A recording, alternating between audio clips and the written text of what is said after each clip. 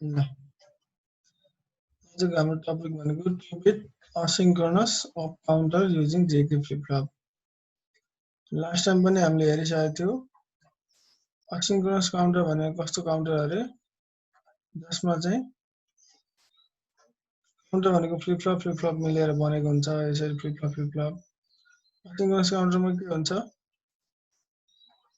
सुरुको first flip flop छ त्यसमा चाहिँ मेन क्लक पल्स आउँछ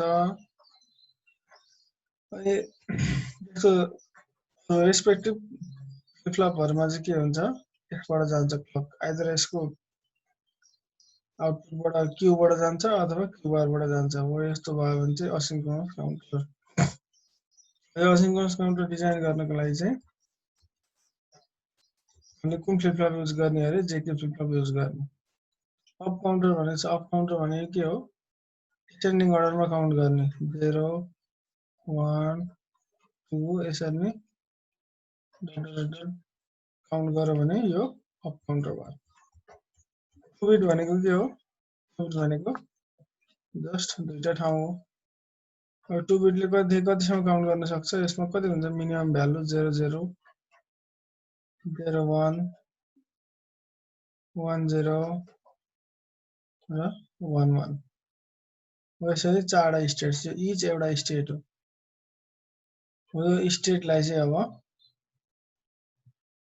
फिगरमा बनाएर राख्यो भने त्यसलाई स्टेट डायग्राम भनिन्छ जस्तो चारवटा स्टेट छ भने यसरी चारवटा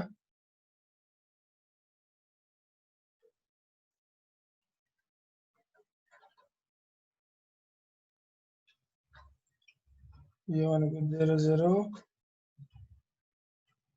0 1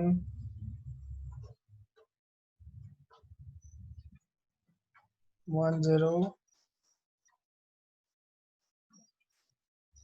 र 1 1 0 0 भनेको नर्मल बाइनरी भनेको के हो 0 हो सरी डेसिमल 0 हो 0 1 भनेको 1 1 0 भनेको 2 1 1 भनेको 3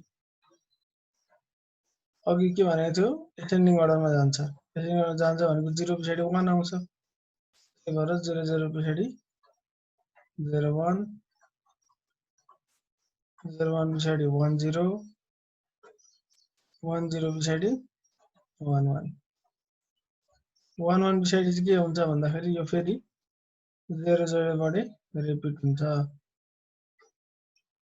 यसरी 0 0 0 1 1 0 1 1 गरेर यसरी कन्टिन्युअसली काउन्ट गरिराख्यो भने त्यसलाई हामी के भन्छौँ 2 बिटको काउन्टर भन्छौँ त्यही भएर यो चाहिँ इच एउटा स्टेट हो है यो 0 0 0 1 1 0 1 1 इच स्टेट हो त्यही भएर यो फिगरलाई के भन्छ स्टेट डायग्राम भनिन्छ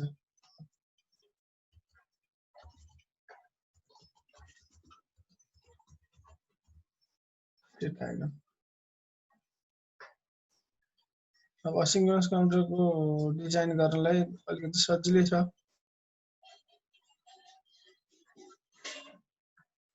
के गर्ने 2 बिट भनिसकेको छ त्यही भएर कतिवटा फ्लिप फ्लप चाहियो दुईटा n बिटको काउन्टर बनाउनु छ भने n वटा फ्लिप फ्लप चाहिन्छ रजिस्टरको जस्तै हो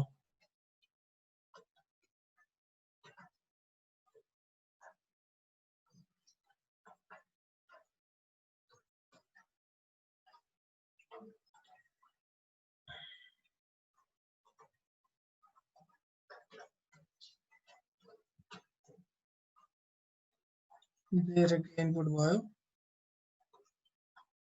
क्यू र क्यूआर यहाँ पनि डाइरेक्ट इनपुट भयो क्यू र क्यूआर आउटपुट अब यसको नरन गर्दिम J not K not Q not Q not को बार त्यस्तै यहाँ J1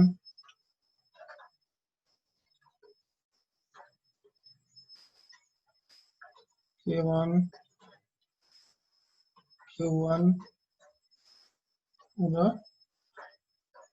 Q1 बार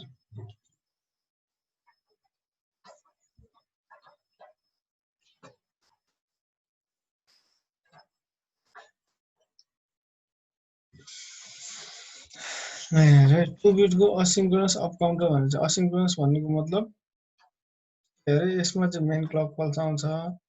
यसमा मैले चाहिँ नेगेटिभ एज ट्रिगर लिएँ है, पोजिटिभ एज ट्रिगर लिए पनि हुन्छ, तर यहाँ अलिकति फरक छ, त्यही भएर सधैँ नेगेटिभ एज ट्रिगर लिने गर्ने। यो भनेको मेन क्लक पल्स यो भयो। यहाँ के भनेको छ, यहाँ जुन काउन्टर भनेको छ त्यही अनुसार गर्नुपर्छ। यहाँनिर नेगेटिभ एज ट्रिगर भनेको छ भने काउन्टर बनाउनको लागि Q0 बाट यसमा क्लक पल्स दिनुपर्छ। जहिले पनि Q0 बाट क्लक पल्स दिनुपर्छ। कन्फ्युज नहुनु है। यहाँ नेगेटिभ एज ट्रिगर युज गरेर negative edge trigger clock use गरेछ भने अप काउन्टरको लागि Q0 बाट क्लक जान्छ। तर यहाँनिर तिमीले पोजिटिभ एज ट्रिगर युज गरेको छ भने यताबाट यता पनि पोजिटिभ एज ट्रिगर, यता पनि पोजिटिभ एज ट्रिगर युज गरेको छ भने के हुन्छ,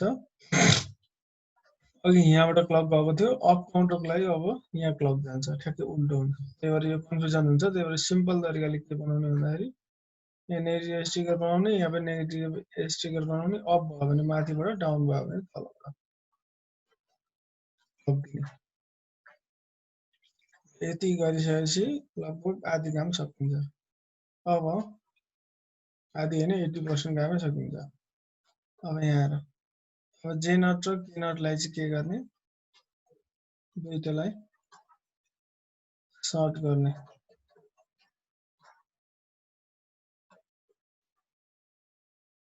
यसलाई पनि सर्ट गरिदिने।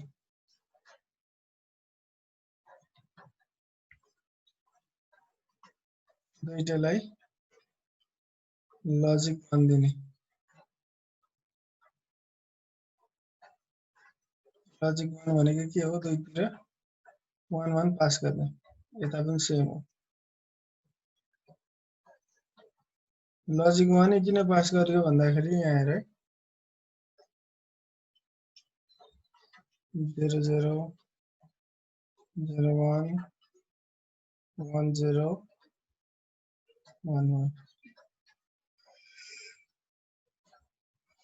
यहाँ हेर त 0 पछाडि 1 आइरहेछ, 1 पछाडि 0, यस्तै 0 पछाडि 1 आइरहेछ। भनेपछि यो कुन प्रोपर्टीले दिन्छ, जेके फ्लिप फ्लपको टगलले दिँदैन र टगल भनेको यही हो नि त, 0 पछाडि 1 1 पछाडि 0 0 पछाडि 1 दियो भनेको टगल हो। तर यहाँ पनि के भयो, जे र के को इनपुटमा लजिक 1 दियो भने टगल हुन्छ। त्यही भएर यसरी जतिवटा पनि तिमीहरूले यस्तो फ्लिप फ्लप युज गर्यो भने सबैमा टगल गर्नुपर्छ असिंक्रोनस काउन्टरमा जहिले पनि। यति गरिसकेपछि फिगर लगभग सक्यो। अब यो सर्किटले काम गर्छ कि गर्दैन एकचोटि चेक गर्ने।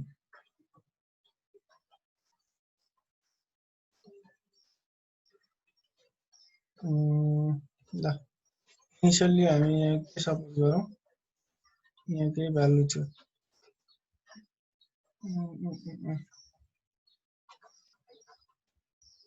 इनिसियली 0 0 भन्ने सपोज गरौँ। हेर त यहाँनिर थियौँ हामी, 0 0 पछाडि के आउनु पर्यो, 0 1 आउनु पर्यो। 0 1 आउँछ कि आउँदैन चेक गरौँ है त। मैले यहाँ के गरेँ, अब क्लक प्रोभाइड गरेँ, मेन क्लक पल्समा क्लक प्रोभाइड गर्ने भनेर भनेको थियो। यता मैले क्लक प्रोभाइड गरेँ, भइसकेपछि यसले काम गर्छ। यसले काम गर्छ भन्नुको मतलब मैले यहाँ 1 1 इनपुट दियो भने के हुन्छ, टगल हुन्छ जेके फ्लिप फ्लपमा। टगल भइसकेपछि यो 0 चेन्ज भएर कति हुन्छ, 1 हुन्छ। यो 1 हुन्छ। अब यो 1 त आउँछ, तर यही टाइममा के हुन्छ यो 0 ले गरेर यहाँनिर के हुन्थ्यो यो त भर्खर 1 आएको तर यसले एउटा सर्टेन टाइम पिरियडमा सपोज यो एउटा clock pulse main clock pulse हो भने यतिदेखि यति टाइम पिरियडमा यसले पनि काम गर्छ भनेको यसबाट पनि के आउटपुट आउँछ यसबाट पनि के आउटपुट आउँछ यही टाइम पिरियडमा यसबाट 1 आयो अब यो 0 यता गइसकेपछि हामीलाई के थाहा छ फेरि पनि फ्लिप फ्लपमा क्लक चाहिँ हामीले दिएन भने के हुन्छ यो 0 भन्नु त क्लक नदिसकेपछि के हुन्छ आउटपुट के हुन्छ मेमोरी हुन्छ मेमोरी भनेको जस्ताको त्यस्तै 0 दियो भने 0 बस्छ त्यही भएर हेर त 0 पछाडि कति आयो 1 0 आएको होइन यो एलएसपी हुन्छ यतापट्टिको साइडको एमएसपी हुन्छ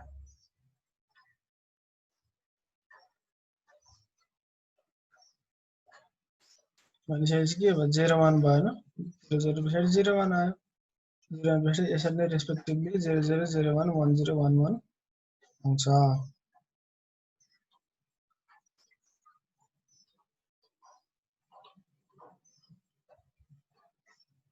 यसरी चाहिँ हामीले 2 बिटको असिंक्रोनस अप काउन्टर डिजाइन गर्न सक्छौं अब यसको लागि अब एउटा मेन भनेको के चाहियो timing diagram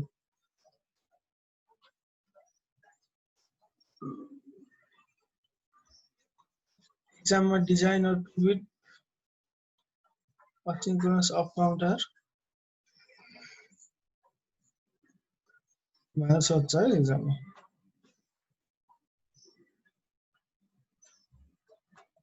design or 2 bit asynchronous up counter using JK flip flop भन्दैन तोकेर दिदैन जुन फ्लिप फ्लपबाट बनाए नि हुन्छ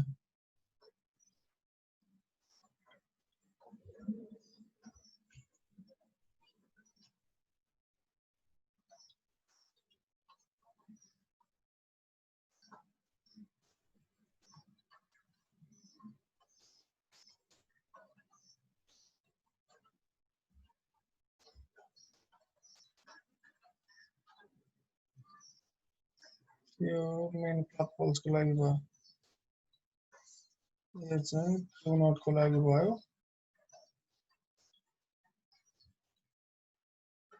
यो चाहिँ Q1 को लागि भयो ल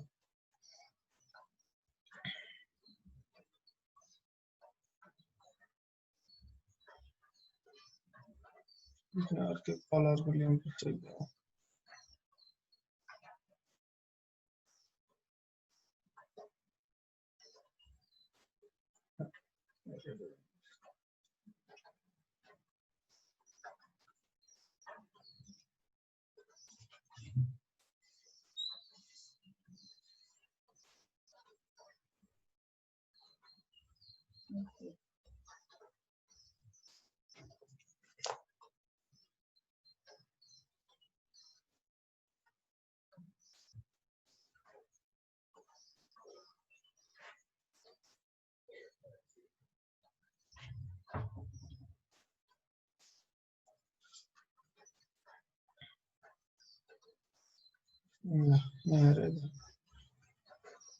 अब हामीले के भन्नु यो कुन क्लक गरे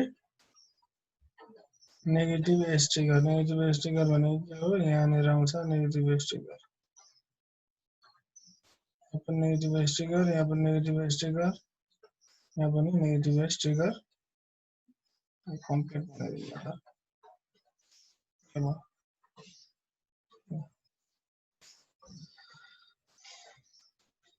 इनिशियली हाम्रो भ्यालु कति थियो अरे यहाँ 0 0 अब अहिले यताको मात्र हेरौँ त्यताको नहेरौँ यतिको बाटो मात्र इनिशियली कति थियो 0 थियो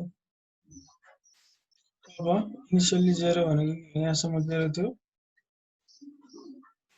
अब क्लक आइसकेपछि यो के हुन्छ 1 1 इनपुट दिइसकेपछि के हुन्छ टगल हुन्छ एउटा 0 टगल भएर कति भयो 1 भयो कतिखेरसम्म 1 हुन्छ जबसम्म नेक्स्ट क्लक पल्स आउँदैन के हुन्छ यो यसको भ्यालु जहिले पनि 0 1 0 1 0 1 0 1 हुन्छ के टगल भइरहेको छ किनभने सधैँ यसमा 1 इनपुट आउँछ सधैँ 1 आउँछ, सधैँ क्लक आउँछ, यहाँको भ्यालु जहिले पनि उल्टो भइरहेको छ। त्यही भएर यहाँ चाहिँ के गर्ने 0 1 0 1 यसरी बनाउने। यसरी चाहिँ 0 1 0 1 यो भनेको 0 हो, यो भनेको 1 0 1 टगल भनेको यही हो। 0 1 0 1 भइरहेको भने त्यसलाई के भन्छ टगल भन्छ। अब हेर त क्यू नट को आउटपुट त आयो, तर क्यू नट कै आधारमा हामीले के बनाउनु छ, यसको लागि क्लक दिनु छ भन्नुको मतलब अब क्यू नट मा जे आयो त्यो चाहिँ यसको लागि क्लक भयो।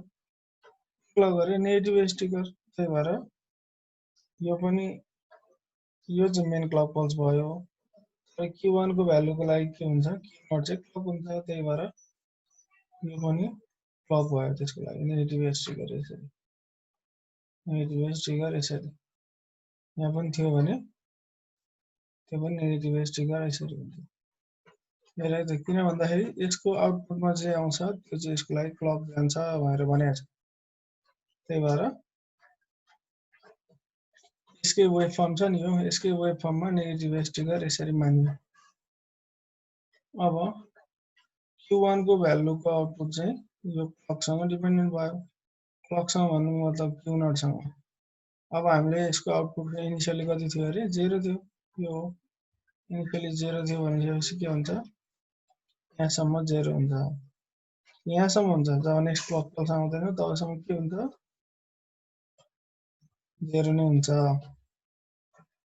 अब क्लक पल्स आइसकेपछि के हुन्छ 1 1 इनपुट दिएको छ, अब यो 0 टगल भएर के हुन्छ 1 हुन्छ। यो 1 कतिखेरसम्म 1 हुन्छ, जबसम्म नेक्स्ट क्लक पल्स आउँदैन। फेरि के भयो क्लक पल्स आइसकेपछि टगल भएर 0 भयो, यसरी 0 भयो। अब यो भनेको के हो 0 हो। पार्ट एउटा क्लक पल्स हेर्नुपर्छ है, यो अर्को क्लक पल्समा यो कति भयो, यो पनि 0 नै भयो। अरू बेला हामी मेमोरी भयो अथवा नो चेन्ज भयो भन्थ्यो नि, यही हो। जबसम्म क्लक पल्स आउँदैन तबसम्म भ्यालु जस्ता त्यस्तै बसिरहेको छ। यो पनि 1 भयो, यो पनि 1 भयो, यो 0 भयो, यो कति भयो, यो पनि 0 भयो। ल यहाँबाट हेर त, यताबाट यो एमएसपी हो,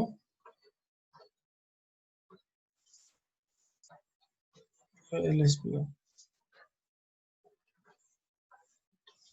यो त कति हो 0 0 0 1 1 0 1 1 0 0 0 1 1 0 1 1 1 पछाडि के आयो 0 0 आयो, 1 पछाडि के आयो 0 0 आयो, पछाडि फेरि के आयो 0 1 आयो। यसरी चाहिँ यो पनि 2 बिटको 2 बिट 3 बिट जति बिटको पनि यसरी नै डिजाइन गर्न सकिन्छ। जति बिटको भन्नु त्यति नै एउटा फ्लिप फ्लप थप्दै जानु। एक्जाममा म्याक्सिमम 3 बिटसम्म पाउन सक्छ। 3 बिट 4 बिटको धेरै लामो हुन्छ, आउनु पनि सक्छ, तर खासै आयो भने अलि धेरै मार्क्स पाउँछ।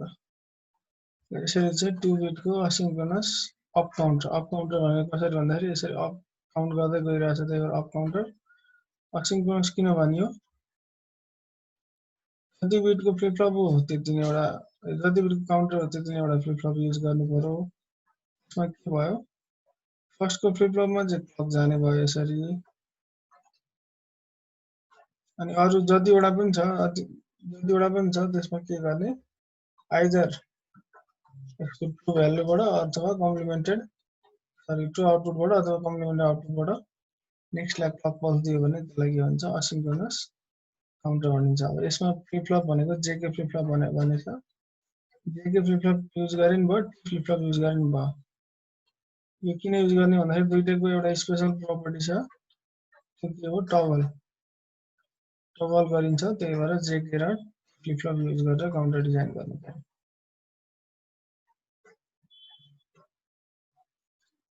त्यस पछाडि हामीले के बनायौँ टाइमिङ डायग्राम बनायौँ। टाइमिङ डायग्राम चाहिँ के हुन्छ, सुरुमा मेन क्लक पल्स बनाउने, यो चाहिँ मिनिमम यहाँ जतिवटा स्टेट छ त्यसमा +1 बनाउनु पर्छ है, किन भन्दाखेरि 1 1 फेरि रिपिट भएर यहाँ आएको देखाउनु पर्छ। 4 स्टेट छ त्यही भएर हामीले के बनायौं 5 वटा क्लक पल्स बनायौं।